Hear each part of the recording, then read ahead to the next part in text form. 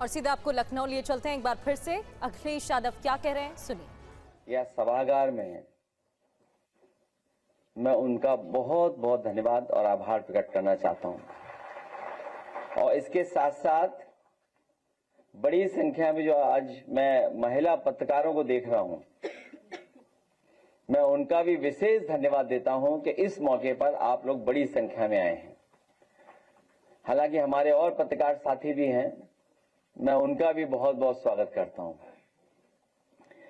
आज जब महत्वपूर्ण एक योजना के बारे में हम लोग अपनी बात रख रहे हैं, मैं सभी जिन ने अपनी बात रखी है, मैं उनका बहुत बहुत धन्यवाद देना चाहता हूं। बिना आदि आबादी के हमारी तरक्की अधूरी है। पहले भी समाजवादी सरकार में शिक्षा से लेकर के स्वास्थ्य और सुरक्षा के जो फैसले लिए गए थे, आज भी उत्तर प्रदेश सरकार के लिए और देश के लिए उदाहरण बने हैं। हाल ही में जापान का एक डेलीगेशन जब आया, तो उस डेलीगेशन को वही 1090 जो कभी समाजवादी सरकार में शुरू हुआ था, उसी को दिखा करके सरकार ये बताना चाहती है कि महिलाओं की सुरक्षा के लिए वो क्या फैसले और क्या काम कर रहे हैं। मैं अपनी बहनों को, अपनी माताओं बहनों को और आदि आबादी को ये भरोसा दिला सकता हूं कि जहां आज स्त्री सम्मान समृद्धि योजना की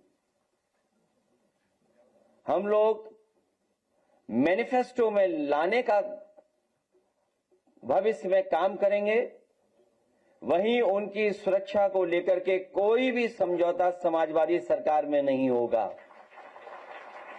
जहां 1090 की शुरुआत की थी, वहीं वर्ल्ड क्लास इंफ्रास्ट्रक्चर डायल 100 को दिया, और वही डायल 100 आज सरकार कह रही है कि इंटीग्रेटेड सर्विस के लिए बन गया है।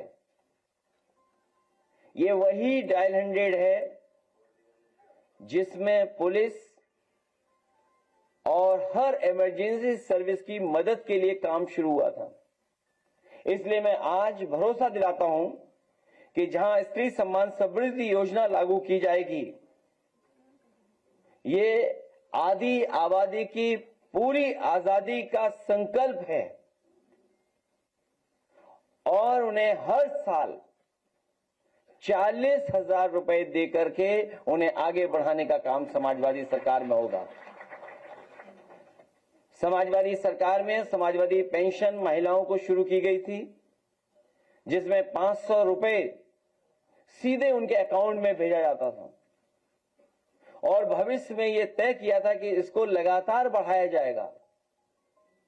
इसीलिए पिछली बार जब हमारा घोषणा पत्र बना था, तो उसमें बढ़ा करके लिखा था, और इस बार मैनिफेस्टो में जो जा रहा है वो है 40,000 हर साल, और बढ़ेगा भी आने वाले समय में।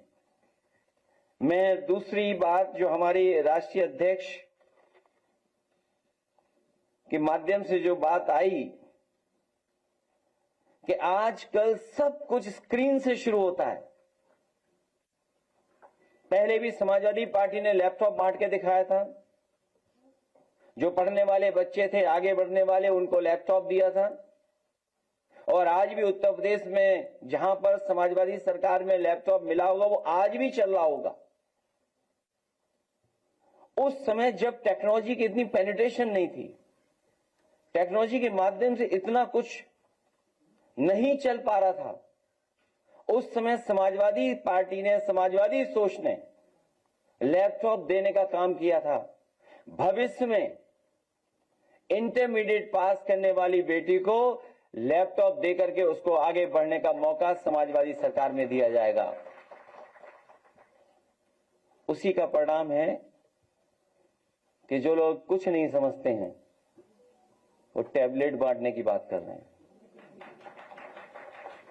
इससे पहले भी उन्होंने बांटा था कुछ। उंगली घिस दीजिए तब भी स्क्रीन पर कुछ नहीं चल रहा है।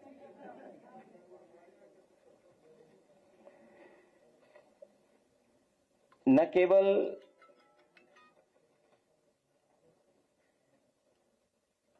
स्त्री सम्मान समृद्धि योजना को लागू किया जाएगा, सम्मान समृद्धि योजना, बल्कि जो असुरक्षा की भावना है उसको भी दूर करने का काम समाजवादी सरकार में होगा। भारतीय जनता पार्टी के लिए तो नारी केवल नारा बन करके रह गई है। आज के दिन हम कहना चाहते हैं, यहां जितनी भी हमारी महिलाएं बहनें बैठी हैं वो जानती हैं कि महिला आरक्षण पास हो चुका है। भारतीय जनता पार्टी क्यों देरी कर रही है? उसको अगले चुनाव में लागू किया जाए। जब रक्षाबंधन के त्योहार पे आप बस चला रहे हो और भी योजनाएं लागू करने का बहाना कर रहे हो, तो ये भी सच बोल करके महिला आरक्षण लागू करने का भी काम किया जाए। और इधर देखते हैं कि भाजपा के लोग नारी बंधन की बात बहुत करते हैं। जब वो नारी बंधन की बात करें तो इन भाजपा के लोगों को याद दिलाइए हाथरस की बेटी। इन्हें याद दिलाइए कि किस तरीके से मां बेटी को जिंदा जला दिया था। वो तस्वीर भी कोई नहीं भूला होगा कि एक बेटी अपनी किताबों को लेकर के भाग रही थी। जब घर उसका गिर रहा था, जलने जा रहा था, वो तस्वीर कोई नहीं भूला होगा। और वो बात भी कोई नहीं भूला होगा कि जब एक अग्निकांड में मां के सामने हमारे प्रदेश के मुख्यमंत्री जी क्या कह रहे थे, और कह रहे थे कि वो भाषण सुनने के मूड में नहीं है। पूरे प्रदेश, देश और दुनिया में देखा है कि किस तरीके से सरकार के मुखिया क्या कह रहे थे कि हम भाषण सुनने के मूड में नहीं हैं। शायद कोई इस बात को भूला नहीं होगा और ये भी नहीं भूला होगा कि किस तरीके से खुशी दुबे को जेल भेज करके अपमानित करने का काम किया था। और जो आंकड़े बताते हैं, वो आंकड़े जो जानकारी में हैं, वो यही बताते हैं कि सबसे ज्यादा अन्याय बेटियों के ऊपर अगर कहीं हो रहा है तो वो उत्तर प्रदेश उसमें नंबर 1 है। हर तरह की घटनाएं अगर देखें तो सबसे ज्यादा आधी आबादी के ऊपर हो रही हैं। हम आज के दिन जब इतनी बड़ी योजना का फैसला लेने का काम किया हम लोगों ने, स्त्री सम्मान समृद्धि योजना को लेकर के हम लोग जनता के बीच में जाएंगे और भी समय समय पे जो मैनिफेस्टो में बातें आनी उनको लागू करने का हम लोग आह्वान करेंगे। और कम से कम जनता को भरोसा है कि जब समाजवादी सरकार थी तो एम्बुलेंस भी चलती थी। न केवल 108 एम्बुलेंस चलती थी, बल्कि हमारी माताएं बहनें गर्भवती महिलाओं के लिए फ्री 102 एम्बुलेंस उन्हें अस्पताल और अस्पताल से वापस ले जाने का काम करती थी। आज मेडिकल नेग्लिजेंस की वजह से कितनी माताओं बहनों की जान जा रही है, वो आने वाले समय में हम आंकड़े भी आपको देंगे। यहीं पर हमने देखा कि किस तरीके से मेडिकल नेग्लिजेंस की वजह से जिनकी हादसा हुआ, जिनके साथ घटना हुई, वो अपना दुख बताने आते हैं।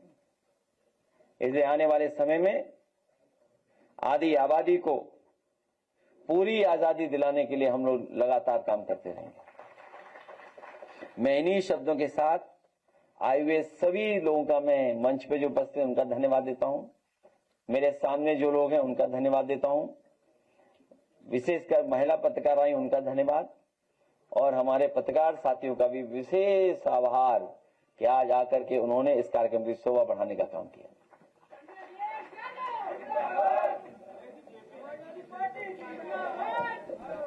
आज जेपीएनआईसी पे नहीं बात होगी, उसके लिए कल आपको विशेष सत्र बुलाया जाएगा आपके लिए।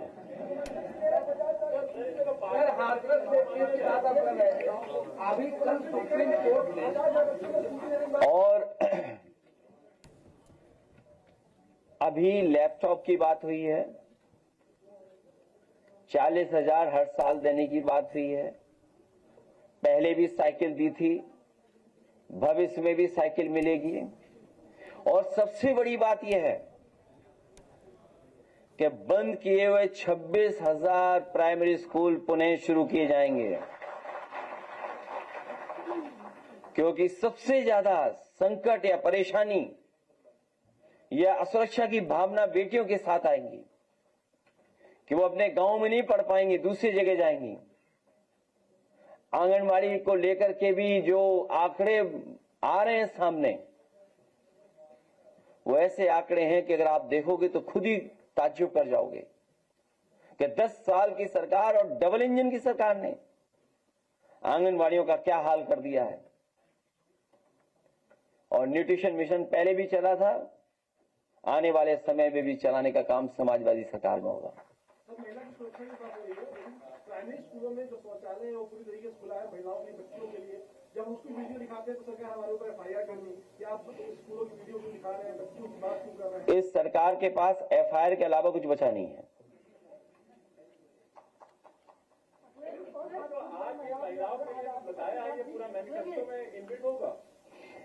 इसीलिए शुरुआत की है आज, और हर चीज शामिल होगी आने वाले समय में जो आपके सामने बात रखी जा रही है।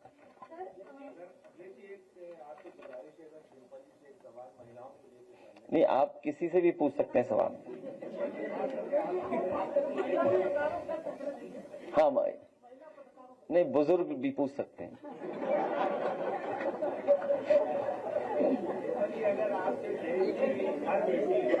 आपसे पूछे कि आप अपने सपनों को पूरा करने के लिए समाज से क्या उम्मीद रखेंगी, तो आप उनसे क्या संदेश देना चाहेंगे? मुखर बनो। तो समाजवादी पार्टी के अध्यक्ष अखिलेश यादव को आप सुन रहे थे। आधी आबादी को लेकर यानी महिलाओं को लेकर ये बड़े ऐलान, बड़ी घोषणाएं की गई हैं। पुलिस बल में 33% महिला आरक्षण की घोषणा की गई है। इसके अलावा कहा गया है कि प्रदेश की हर महिला के लिए जिम्मेदारी तय की जाएगी सरकार की तरफ से। बंदिशों में बांधने की जो कोशिश करता है, उनको तोड़ते हुए जो आप करना चाहते हैं पूरे पैशन के साथ करें, और पूरा अपना डिसिप्लिन और परसिस्टेंस मेंटेन करते हुए जो भी आप बनना चाहते हैं उसकी तरफ आप आगे कदम बढ़ाएं। Thank you.